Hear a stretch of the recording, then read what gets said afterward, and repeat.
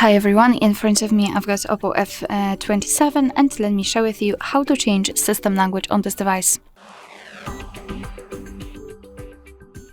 So let's start with opening the settings, and let me go back. And here we have to scroll down to the very bottom to find system and updates. Then let's tap on language and region and tap on edit. And here we've been transferred to the full list of available languages from which we can choose, so simply find yours and tap on this plus icon. Your device will ask you whether you want to change the default system language, so simply tap on yes. And after getting back, you can see that right now the Turkish is at the top of the list and the whole menu is displayed in this specific language. If you've got more than one language added here, you can simply reorder them to quickly change the language. So let's tap on it and hold it and then drag it to the first position. Then let's confirm it, and as you can see, we've got English applied.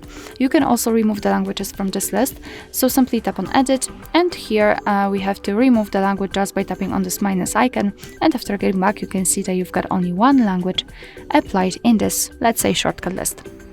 Alright, so that will be all. Thank you so much for watching.